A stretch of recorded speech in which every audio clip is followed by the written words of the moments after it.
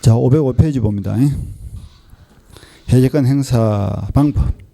행사 방법 옆에다 그 행성권 이렇게 적으세요. 그죠? 1번 타이틀 옆에다가 행성권 이렇게 적어. 행사 방법 옆에다 적어.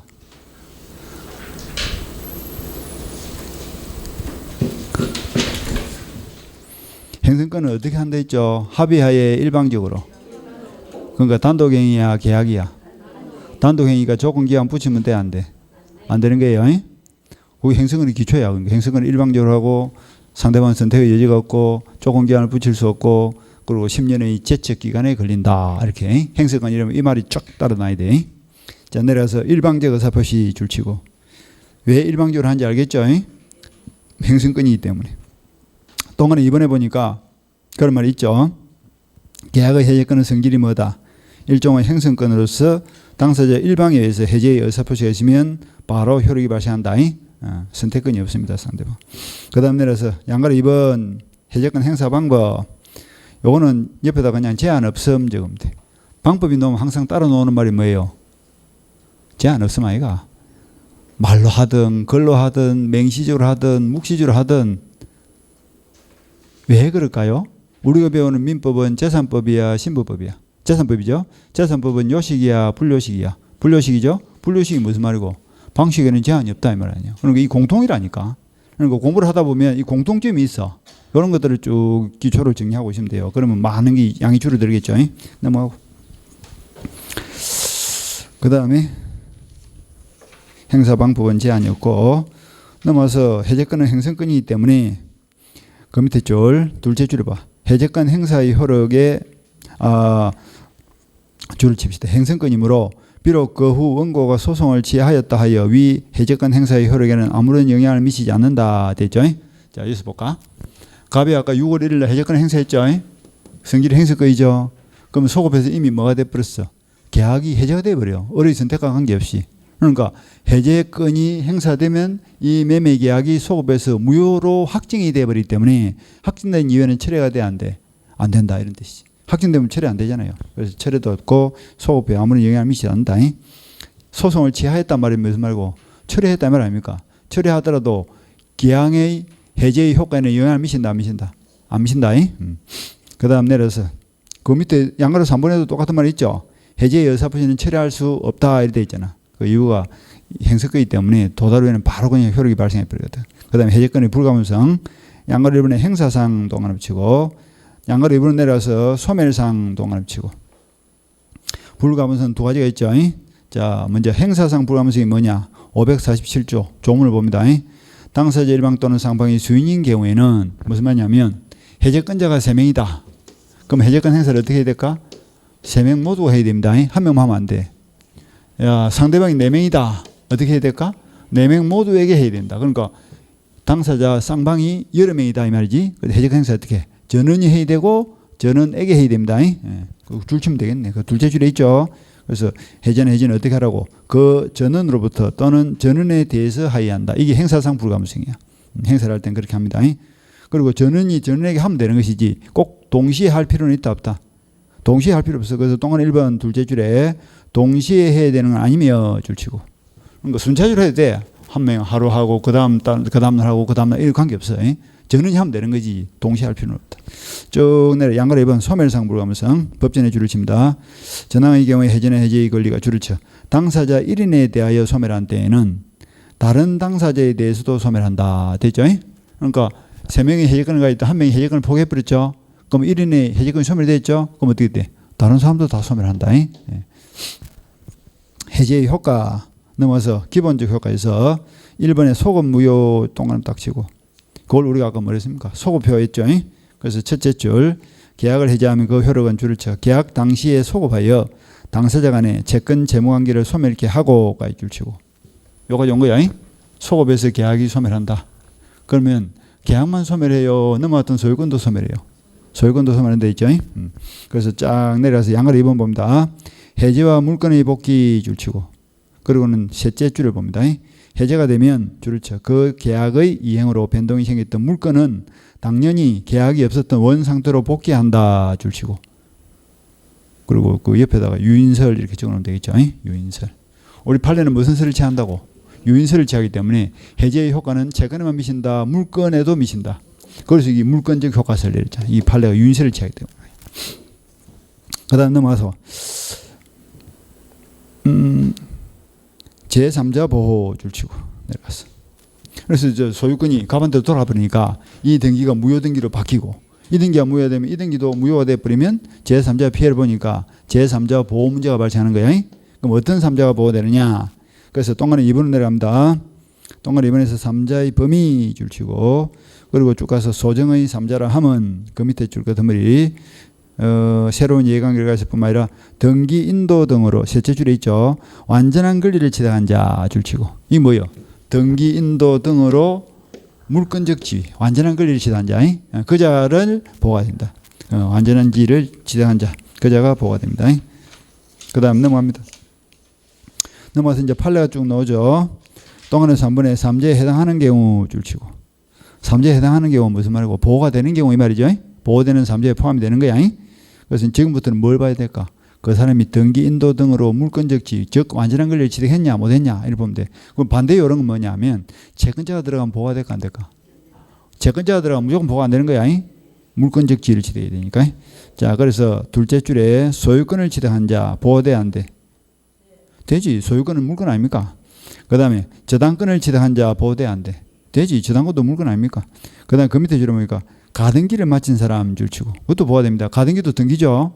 가등기를 마친 사람 물건은 아닙니다. 하지만 가등기라는 등기라는 안정적 지위를 취득했기 때문에 이 또 완전한 권리 취득을 보는 거야. 가등기를 취득한 사람 보호가 돼. 그 다음 그 밑에 줄 주택을 임차받아 주택의 인도와 주민등록을 마침으로써 주택임대차 보호법 소정의 대항요건을 갖춘 임차인 임대죠. 임차권은 채권이에요. 그런데 대항력을 가져버리면 어떻게 될까? 물건화 되거든. 보호가 돼 안 돼? 그것도 보호가 되는 거야. 그다음도 보호가 된다. 그다음 리얼의 둘째 줄.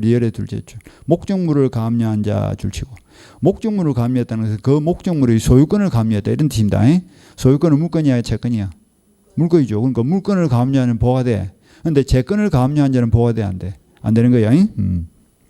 그 다음에 동그라미 4번으로 내려갑니다. 3제에 해당하지 않는 경우 줄치고 보호가 된다 안 된다? 보호가 안 되는 사람들이죠.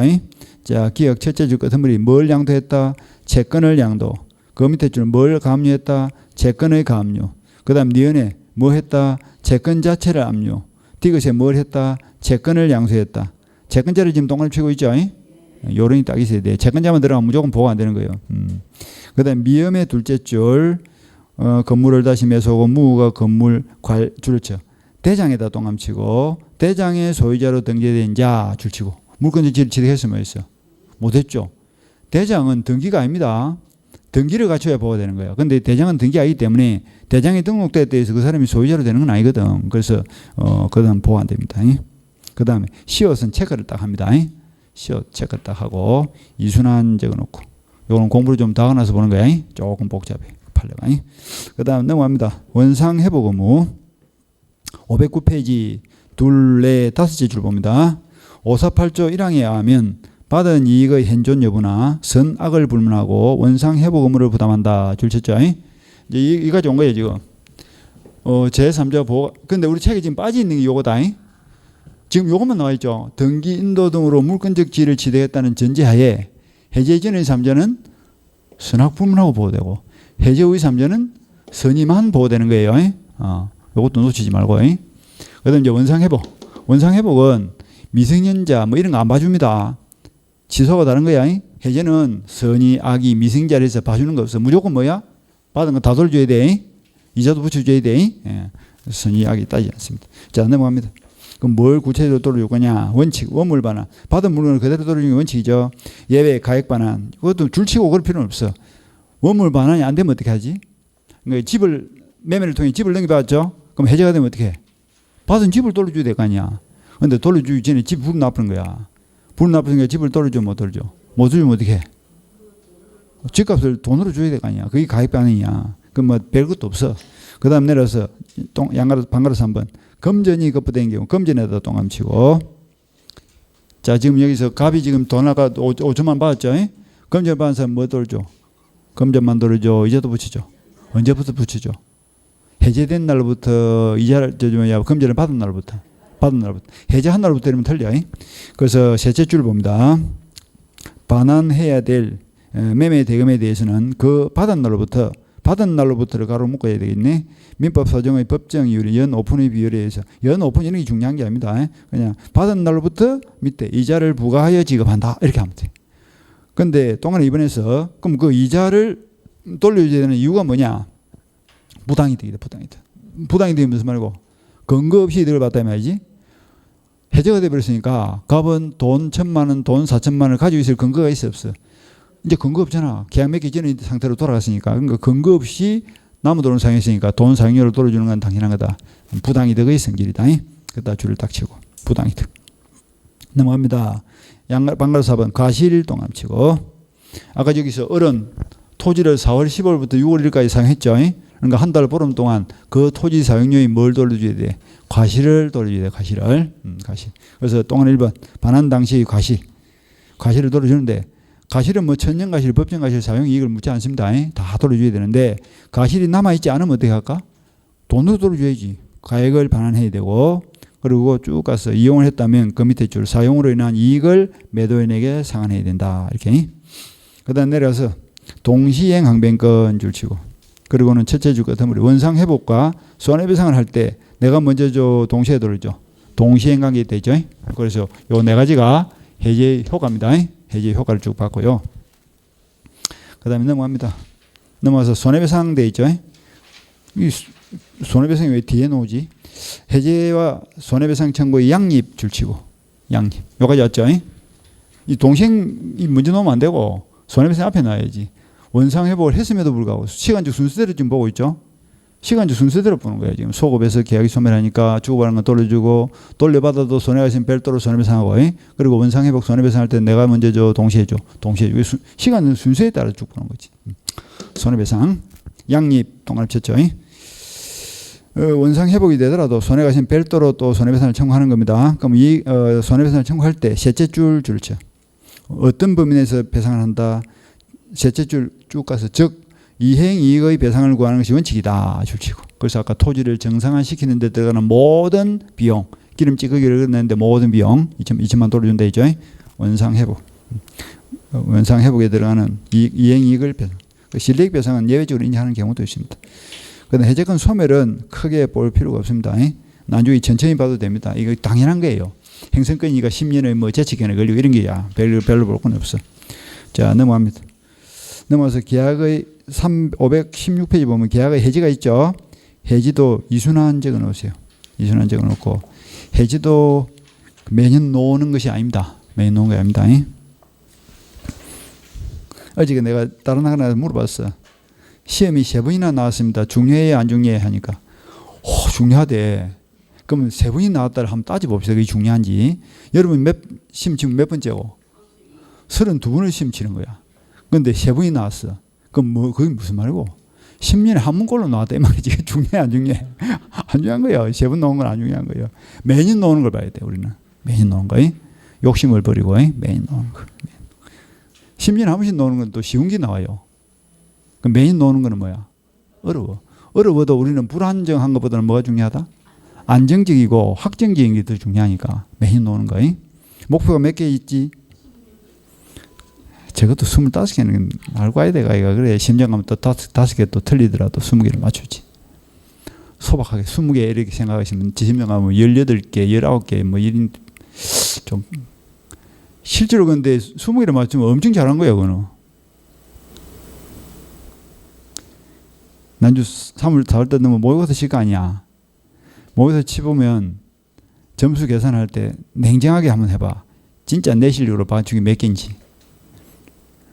그럼 70점 맞는 사람 70점 정도 되면 20개 잘 안 맞아요. 자기 실력으로 맞춘 게. 대충 찍어서 맞는 거.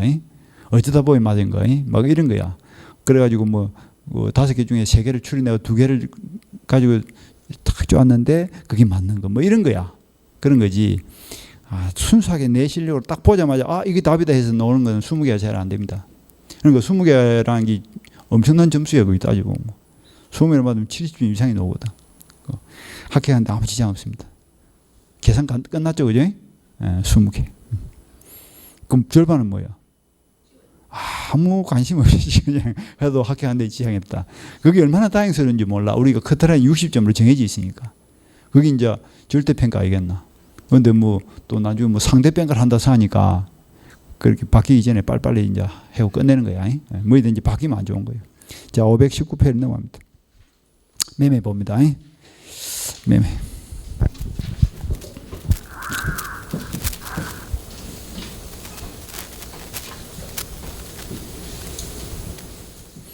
부동산 가만 오르면 중개사를 갖고 시비를 거네. 중개사가 무슨 죄를 지었다고 충실하게 중개하고 돈 받았을 뿐인데. 중개 비용이 또 많다 적다 시비를 걸고. 해보시면 알겠지만 그 중개 비용이 많은 게 아닙니다. 그 한 건 하려고 발품을 얼마나 팔아야 되고 얼마나 스트레스 받아야 되는지 모른다. 그러니까 뭐 여기 속집 뭐 10억짜리 한 개 하면 뭐 양타 치면 900만 원씩 받아가지고 1,800. 언뜻 보기에는 계약 한 건 도장 찍어주고 1,800만 받으니까 엄청나게 말이지 떼돈을 버는 것처럼 보이는데 그게 아니라 그게 매달 10억짜리 한 개씩 팔면 모르겠지. 그런 게 아니잖아요. 1년에 한 개 팔까 말까 하는데 10억짜리를. 10억짜리가 잘 팔리나 그래.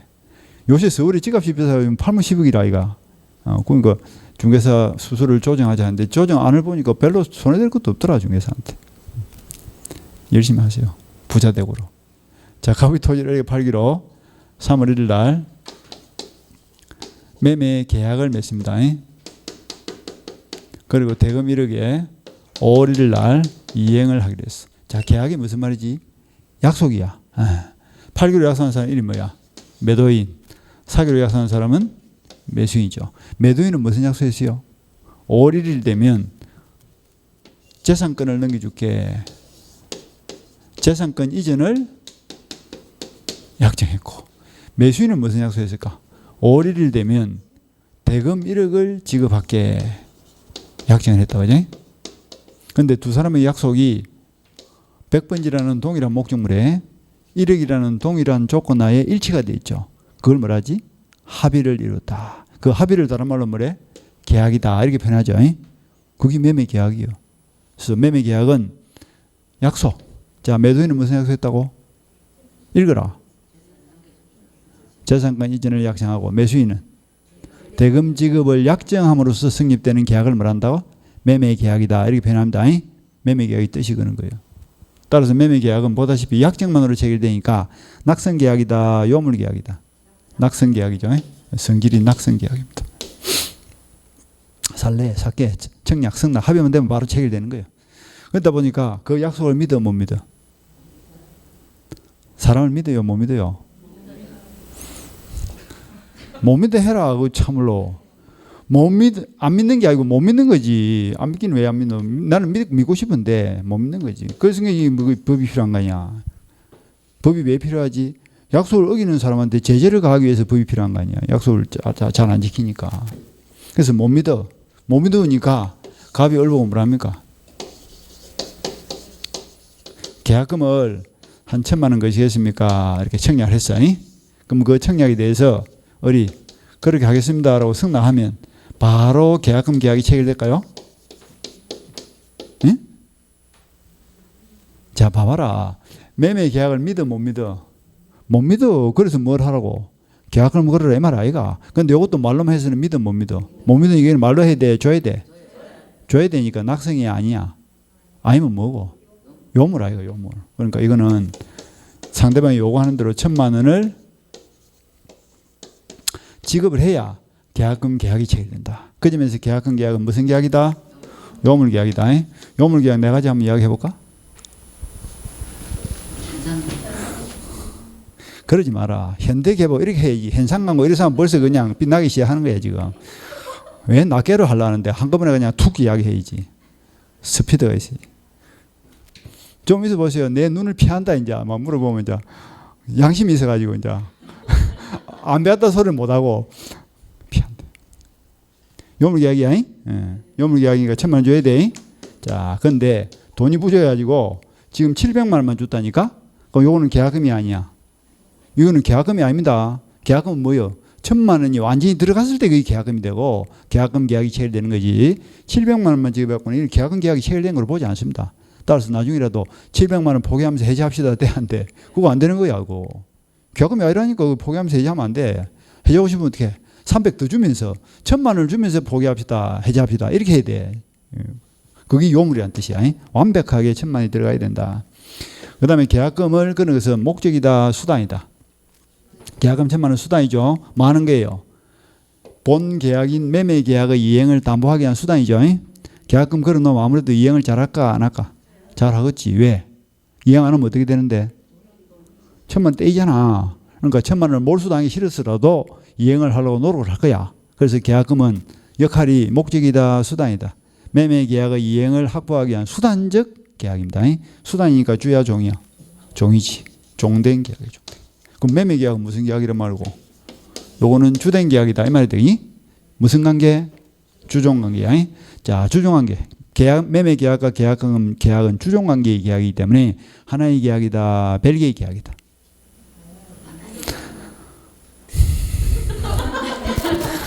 참내 미친다, 미쳐. 종은 항상 독립이라고 내가 노래를 불렀다 지금. 점주도 봤는데 주유기는 종이야, 주야? 독종 부속했다 아이가. 독립이 되지 않으면 종이 될 수 없다고 맨날 해도 나를 갖다 시험하는가 봐 지금 가보면. 주는 안치에 살고 종은 행랑지에 산다. 하도 이해를 못하니까 그런까지 내가 이야기해 줬다. 주가 가면 종은 같이 가 따라가. 따라간다. 따라가. 같이 가는 게 아니고 옆에 가는 게 아니고 뒤에 따라간다니까. 그 말은 하나다 별개다. 별개니까 따라가지. 주인가고 종가고 따라가고 죽으면 따라 죽고 같이 죽고 이러면 틀리고 따라 죽고. 그게 주종관계 아니야. 그러니까 하나의 계약이다. 별도의 계약이다. 계약금 계약과 매매 계약은 별개의 계약이기 때문에 꼭 같은 날 할 필요가 없고 같은 계약서에 적을 필요도 없고 매매 계약을 맺으면서 꼭 계약금을 걸어야 될 필요도 없고 그렇게 생각하고 있어야 될까 이가 종이니까. 나중에 매매 계약이 해제가 되거나 취소가 되면 어떻게 돼? 계약금 계약도 그냥 소멸하는 거예요. 그냥 주가 죽으면 따라 죽어. 그런데 계약금 계약이 소멸했다 해서 매매 계약이 소멸합니까?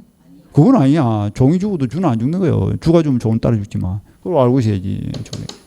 그 다음에 계약금은 기능이 세 가지 기능이 있죠.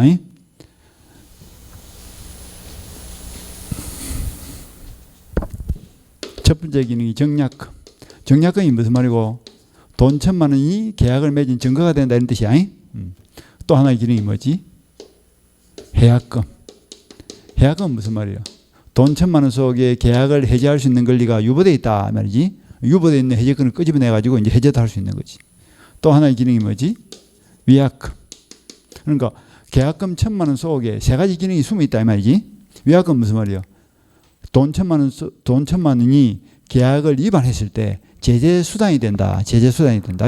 근데 요 두 개는 추정이 되니까 별도로 약정을 안 해도 됩니다. 당연히 인정되는 기능이고 위약금은 추정이 돼야 안 돼. 요거는 추정이 안 되기 때문에 반드시 뭘 해야 될까? 위약금 특약을 맺어야 됩니다. 그래서 계약서를 보니까 매도인이 계약을 위반하면 배액을 손해배상하고 매수인이 계약을 위반하면 계약금은 몰수하기로 한다. 이런 조항이 계약서에 적혀 있으면 그게 뭐다? 이게 위약금 특약이야. 그러면 매수인이 계약을 하면 1000만 원 돌려줘 안 돌려줘? 매수인이 계약 위반하면 1000만 원 그냥 몰수당하는 거야. 그게 위약금 특약이라고. 근데 위약금 특약을 맺으면 그 계약금 1000만 원이 무슨 역할을 한다? 손해배상 예정 금액으로서의 역할을 합니다. 손해배상 예정 금액으로서 이게 추정이 되는 거예요. 추정. 이게 무슨 소리냐면 아까 갑의 토지를 을이 사면서 계약금 얼마 걸었지? 1000만 원 걸었죠. 그런데 을이 잘못으로 갑에게 손해가 1300이 났어. 그럼 갑은 을 보고 300 더 주세요. 돼 안 돼? 그건 안 되는 거예요. 1000만 원 몰수하는 걸로 끝나야 돼. 자, 을의 잘못으로 갑에게 손해가 800이 났어. 그럼 을이 1000만 원 중에서 800을 제하고 나머지 200을 돌려주세요. 돼 안 돼? 그것도 안 되는 거야. 그러니까 손해가 많이 나든 적게 나든 1000만 원을 몰수하는 걸로 끝내야지. 더 달라, 돌려달라 할 수는 없어. 그게 뭐지? 1000만 원이 뭐로 돼 있다?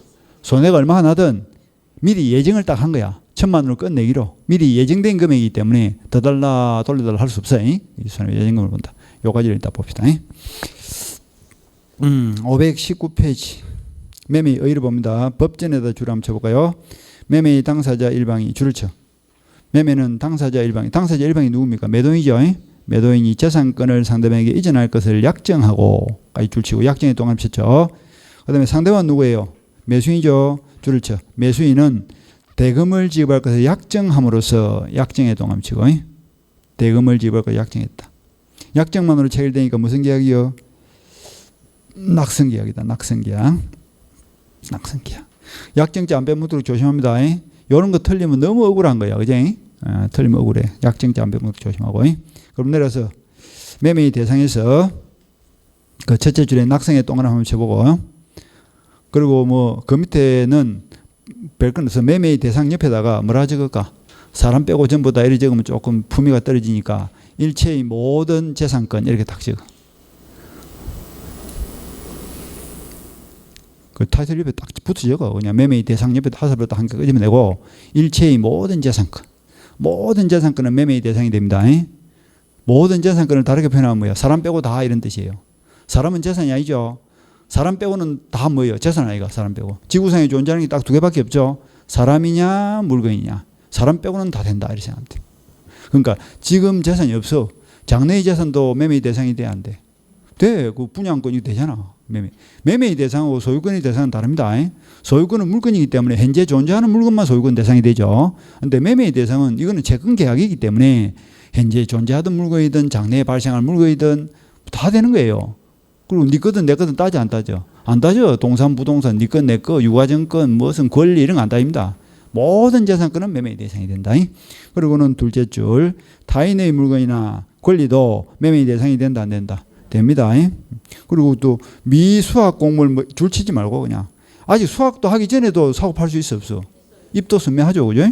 그런 거야. 그다음 매매의 성립 요건, 어사의 합치 두 글자로 줄이면 뭐요? 또 어치 사침하고 뭐라 할까? 합의해라.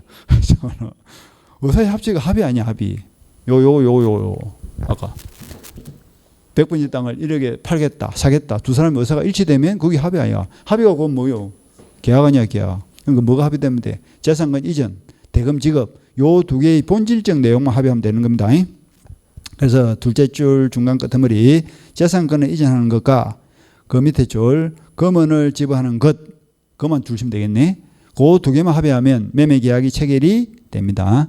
그 이외의 것들은 합의를 안 해도 관계없어요. 매매 장소, 시기, 대금 지급 장소, 방법 이런 것들은 부수적 사항에 불과하기 때문에 합의가 되지 않더라도 매매 계약의 성립에는 지장을 주지 않습니다. 그러니까 매매 계약은 본질적 내용 딱 두 가지. 뭐지? 재산권 이전과 대금 지급. 두 개만 합의가 되는 거예요. 그 다음 내려서 양가로 2번도 똑같은 이야기죠. 재산권 이전과 대금 지급을 할 때 첫째 줄. 타인의 물건, 권리에 대한 매매도 유효하고 줄치고 장래에 성립하는 재산권을 매매의 목적으로 할 수도 있고 그리고 대금 지급을 요소로 한다까지 줄쳤죠. 이것도 앞에서 봤죠, 그죠? 매매의 대상은 뭐라고? 모든 재산권 했잖아. 그러니까 다 되는 거야. 그리고 대금을 줘야 돼, 안 줘야 돼? 대금 지급을 요소로 합니다. 대금을 지급해야 된다. 그러면 대금이 무슨 말인고? 자, 읽어봐라. 이거 대금. 대금이 무슨 말이에요? 대가 뭐지? 대신 이 말 아이가. 그러니까 물건을 받는 대가로 지급하는 뭐? 금하지 말고 금전 캐라. 참말로 답답해. 응? 언제 안 답답하겠노? 여러분 스스로 답답하지? 대금을 모르다니 말이 되나? 대가로 지급하는 돈이 아니? 돈이야 돈. 반드시 돈을 줘야 돼. 수표 주면 돼, 안 돼? 그러면 수표 주면 돼, 안 돼? 이러면 원칙은 안 됩니다. 이렇게 답을 해야 돼. 가이가 수표가 돈이가 돼. 수표지. 주면 돼, 안 돼? 금덩어리, 주식 다 안 되는 거예요. 그 돈이 아니잖아요. 한국은행권을 주는 게 원칙이죠. 그런데 자기압 수표는 돼. 된다니까. 자기압 수표는 왜 돼요? 그거는 은행이 보증을 하는 거기 때문에 되는 거야. 그런데 행선수표 이런 거 돼, 안 돼? 행선수표, 무슨 당좌수표 이런 거 주면 안 돼. 그럼 대금이 돈이 아니라니까, 그거는. 자기압수표도 돈이 아니야. 돈이 아니야. 아닌데 은행이 보증을 하니까 신용이 있으니까 대금을 지급한 것처럼 봐주는 거지. 돈은 아니란 말이지. 만약에 저 물건을 받고 금덩어리를 주면 어떻게 돼? 그건 매매가 아니야. 교환이에요. 교환. 금전 이외의 것을 주면 되면 교환이 되는 거야. 금전을 줘야 된다. 금전. 그래서 그런 말이 있죠. 520페이지 제로 해보세요. 제로 보니까 금전 이외의 물건이나 권리를 반대급부로 지불하는 걸 약정하면 그건 매매가 아니라 교환이다 하는 말이 그 말이가. 금전을 줘야 돼, 반드시. 그것도 통용 가능한 금전을 줘야 됩니다. 돈이라 해서 다 되는 게 아니야. 조개화폐 이런 거 주면 돼, 안 돼?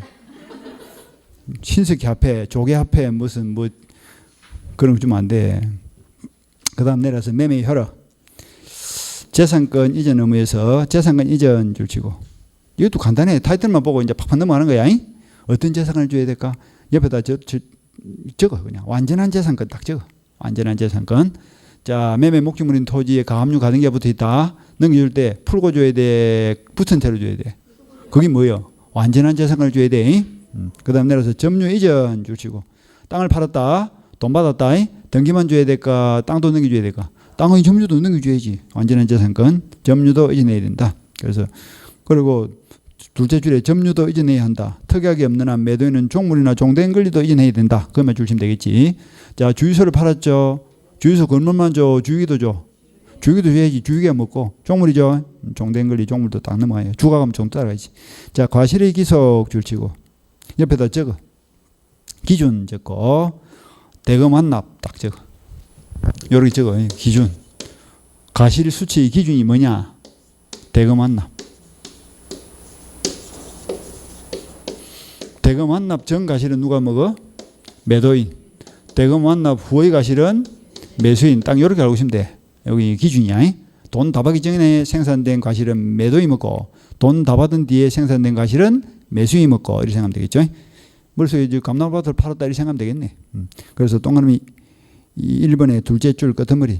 아직 매매 대금을 완급하지 않은 이상 부동산으로부터 발생하는 과실은 매도인에게 기속되어야 한다.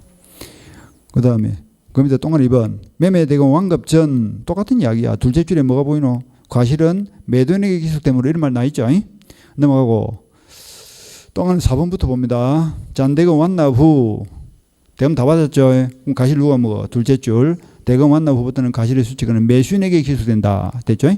동그라미 3번은 뭐냐 하면 좀 특이한 거야. 목적물 인도 후 잔대금 완납에 때리 돼 있죠. 그러니까 이게 무슨 말이냐면 자, 갑의 감나무밭을 어디 샀죠. 중도금 주고 감나무밭을 넘겨받아가지고 넘겨받았죠. 중도금 주고 4월일날 넘겨받고 5월 한 달 뒤에 잔금을 줍니다. 그럼 한 달 동안 그 가수는 누구 거예요? 갑의 거죠. 갑의 거예요. 그거는. 내가 가수를 넘겨받았지만 돈을 다 주기 전이니까 아직까지 실질 소유자는 갑한테 있는 거야. 따라서 한 달치 이자를 줘야 돼, 안 줘야 돼? 잔금을 줄 때 잔금만 줘야 될까? 잔금 이자 붙여줘야 될까? 잔금 이자를 붙여야 됩니다. 그런 이야기야. 그래서 목적물 인도부터 매수인이 과실은 수취하되 인도받은 후부터 잔금을 지급할 때까지 잔대금의 이자를 지급해야 된다는 말 그런 뜻이야. 중도금 주고 사과밭을 넘겨받아가지고 한 달 동안 내가 사과를 먹었죠. 그러니까 잔금을 줄 때는 한 달치 먹은 사과값을 내가 잔금에 이자를 붙여줘야 된다니까 사과값을.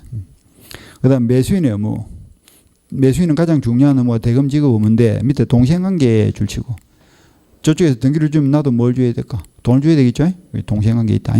대금 지급 시기 장소 이자 지급 그냥 보세요. 대금 지급 거지건도 크게 볼 건 없고. 자, 넘어갑니다. 대금 지급 장소는 어디서 줘야 될까? 그 법전에 보면 인도 장소에 지급한다 이렇게 돼 있죠. 물건을 받는 장소에서 돈을 주면 되겠죠. 조심해야 돼. 계약을 맺는 장소가 아니고 물건을 받는 장소야. 넘어가시고 문제는 안 보고 524페이지 보면 매매 예약이 나와 있죠. 요 매매 예약도 매년 노는 게 아닙니다. 그래서 이순환 적어놓고 요거는 나중에 525페이지 예약 완결 건 요것만 잘 보시면 돼요. 크게 중요한 건 아니고 527페이지 계약금이 있죠. 요건 매년 노는 거야. 계약금 잘 봐야 돼. 자, 의뢰 봅니다. 계약을 체결하면서 그 계약에 부수하여 당사자 일방이 상대방에게 교부하는 금전 기타 유가물을 말한다가 이 줄을 딱 쳤죠. 527페이지 계약금 줄 치고 자, 계약금의 성질 종된 계약 줄 쳤죠. 종된 계약이니까 매매 계약은 무슨 계약이란 말고 주된 계약이란 말이지. 하나의 계약이다. 독립된 계약이다. 독립된 계약이다. 매매에서 꼭 계약금을 지급할 필요가 있습니까? 없다. 계약금이 없어도 관계없고 같은 날 계약을 체결해야 됩니까? 그렇지도 않다. 그래서 둘째 줄 종된 계약이다. 따라서 주된 계약이 무효가 되거나 취소 해제가 되면 계약금 계약도 효력을 잃는다. 넘어가시고 요물계약 줄치고 요물계약 1,000만 원 주기로 약속을 했죠. 그러면 약속만 해야 돼? 줘야 돼? 줘야 돼. 그래서 둘째 줄, 셋째 줄 봅니다. 단지 계약금을 지급하기로 약정만 한 단계에서는 아직 계약금 계약이 체결됐어 안 됐어? 안 됐죠. 그러니까 그 밑에 줄 계약 해지를 할 수 있는 권리는 발생하지 않는다고 할 것이다. 계약금에 기한 해제가 돼, 안 돼? 안 돼. 그리고 약정만 하는 단계도 마찬가지고, 그리고 그 밑에 줄 따라서부터 해서 그 밑에 줄 교부자가 찾았습니까? 빨리빨리 찾아라. 2, 4, 6, 7번째 줄이네. 계약금의 잔금이나 전부를 약정대로 지급하지 않으면까지 줄 쳤죠. 아까 1,000만 원 주기로 약속했는데 얼마 줬다? 700만 원 준 거야. 그때는 요 700만 원 계약금 계약이 체결됐어, 안 됐어? 안 됐으니까 700만 원 포기하면서 해지합시다. 돼, 안 돼? 안 된다 했죠. 해지하고 싶으면 어떻게 해야 돼? 약정한 금액을 포기해야 돼. 그러니까 1,000만 원을 포기해야 돼. 1,000만 원. 상대분도 마찬가지. 받은 계약금의 100인 1,400을 돌려주면서 해지합시다. 돼, 안 돼? 안 되고 얼마? 2,000을 돌려주면서 해지합시다. 이렇게 해야 되는 거야. 약정된 금액을 줘야 됩니다. 그 판례의 내용이 그런 거예요. 그래서 밑에서 둘째 줄 주신다. 지금 얼마 줬다고요? 700만 원만 지급한 거야. 그 단계에서는 줄을 쳐. 계약금 계약은 성립하지 아니하므로 당사자가 임의로 주된 계약을 해지할 수는 없다 할 것이다. 이렇게 이러면 되겠지. 그 다음 내려서 계약금의 종류. 옆에다 가로 열고 기능 이렇게 적습니다. 타이틀이 종류라기보다는 기능이 맞아. 기능. 계약금이 여러 종류가 있다는 뜻이 아니고 계약금은 한 개인데 그 계약금 한 개의 기능이 세 개다 이 말이지. 계약금의 종류가 세 개다 이런 뜻이 아니고 계약금은 한 개야. 그래서 정약금 줄치고 정거죠. 그다음 위약금 특약 줄치고. 자, 위약금 아까 추정이 안 되기 때문에 줄을 쳐. 특약이 없으면 계약금은 위약금의 성질을 띠지 않는다 줄치고. 그다음에 띠것을 봅니다. 위약금 특약을 맺고 지금 계약금 1,000만 원 지급했죠. 그럼 그 1,000만 원이 무슨 역할을 합니까? 손해배상액의 예정으로서의 성질을 가집니다. 예정으로서의 성질을 가지기 때문에 더 나도 손해가 덜 나도 돌려달라 더 달라 돼, 안 돼? 안 된다. 1,000만 원 몰수하는 걸로 딱 끝난다 했어요. 더 이상 지금 안 됩니다. 그래서 마지막에 뭐 따로 뭐 손해배상을 청구한다는 이것도 안 됩니다.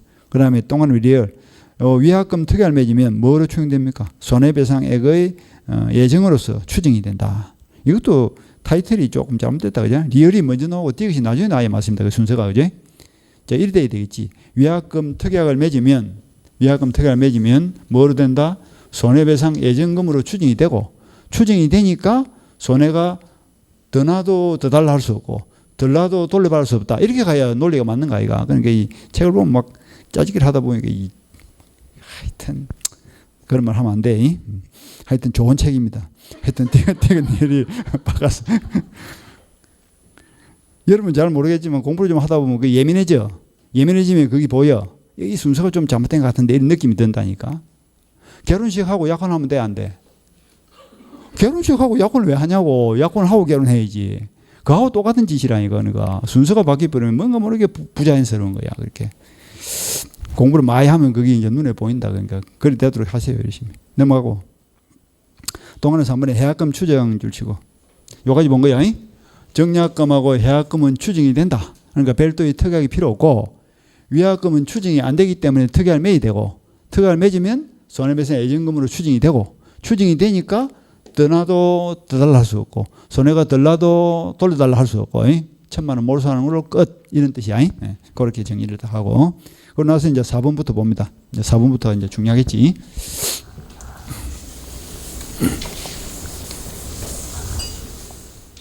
사번부터 무슨 말이냐면 요걸 가지고 이제 연습하는 거예요. 여기 제일 중요한 거거든. 해약금이 무슨 말입니까? 돈 1,000만 원 속에 계약을 해지할 수 있는 권리가 유보되어 있다. 잠재되어 있다.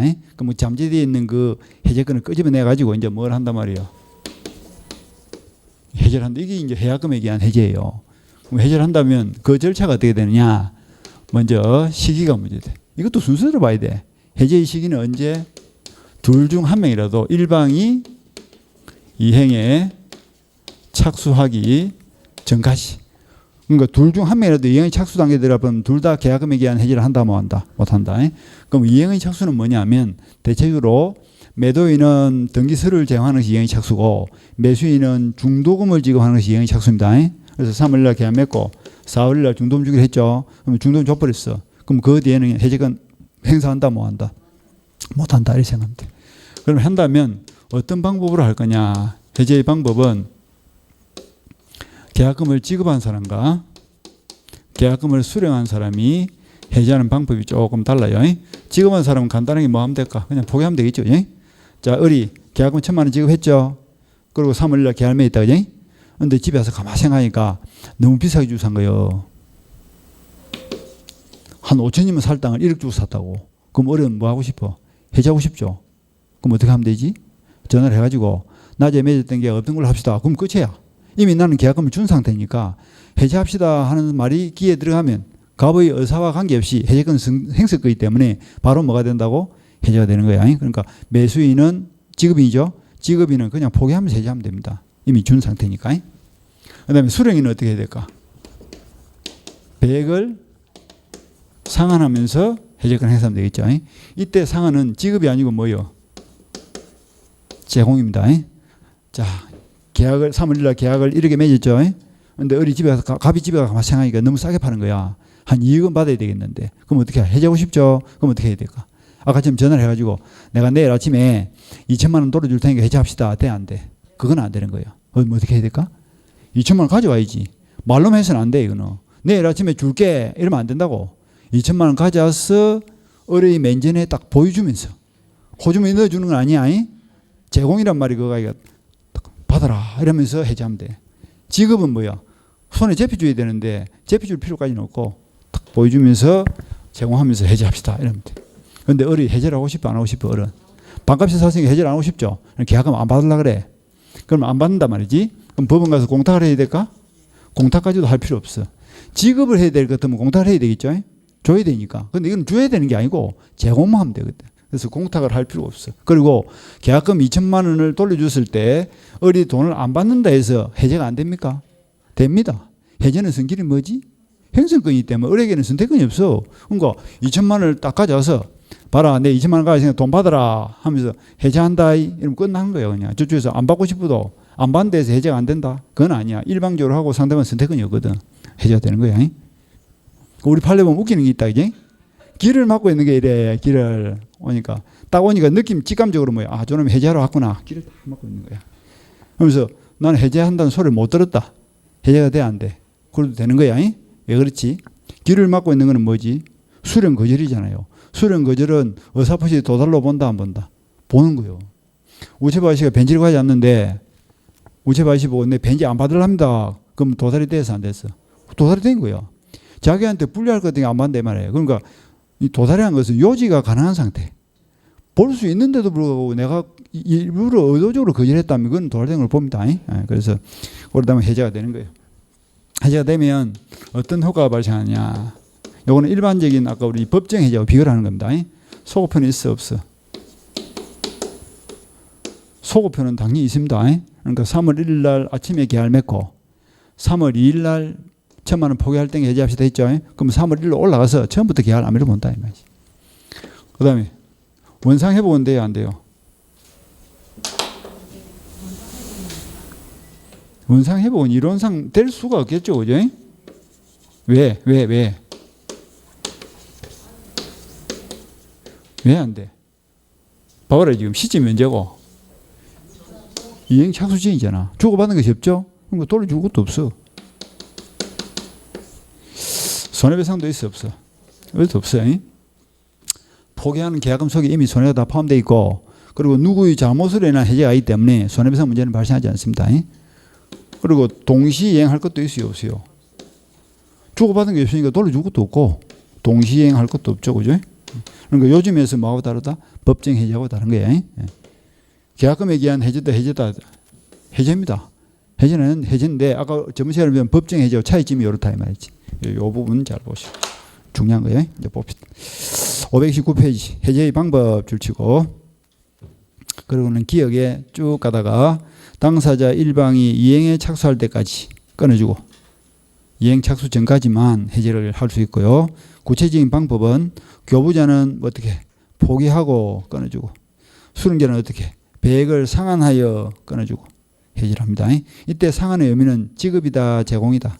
제공이다. 그래서 그 밑에 줄 계약금 수령자는 해제의 의사표시 외에 계약금 배액을 제공해야 한다. 제공 동그라미 치고 제공해야 하면 족하기 때문에 그 밑에 줄 상대방이 이를 수령하지 않는다 하더라도 법원 가서 공탁을 할 필요는 있다 없다. 공탁까지 해야 되는 건 아니라 그랬죠.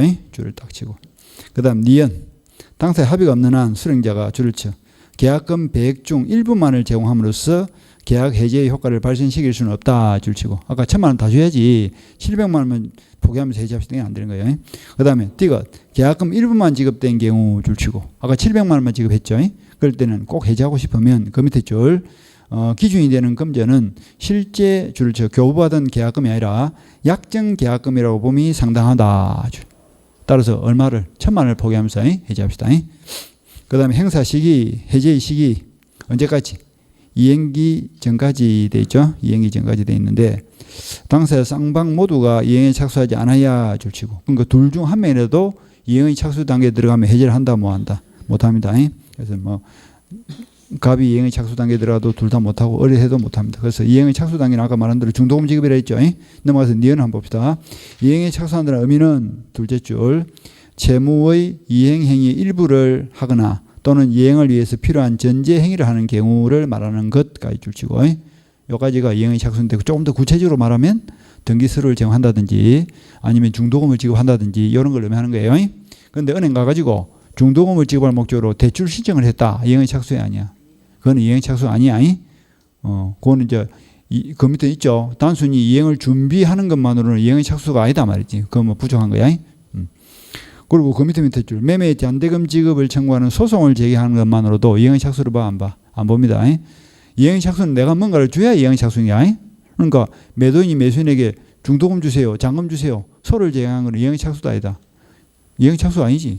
그건 매도인의 이행의 착수는 등기를 주는 게 이행의 착수지. 뭐 달라 하는 건 이행의 착수 아니야. 그 다음 D가 이행기 전에 이행에 착수한 경우 줄치고 전자에다 동합치고 4월 1일 날 중도금을 주기로 했는데 3월 20일 날 열흘 앞당겨서 중도금을 줘버렸습니다. 이행의 착수에 아니야. 이것도 이행의 착수입니다. 특약이 없으면 미리 주도 관계없어요. 이행의 착수를 봅니다. 해제의 효과 내려가서 소급적으로 소멸 줄치고 첫째 줄에 있죠. 소급표는 인정이 된다고. 제자가 들어가니까. 근데 그 밑에 줄 원상회복 의무는 생기지 않는다 줄치고 당연하죠. 이행착수증이니까.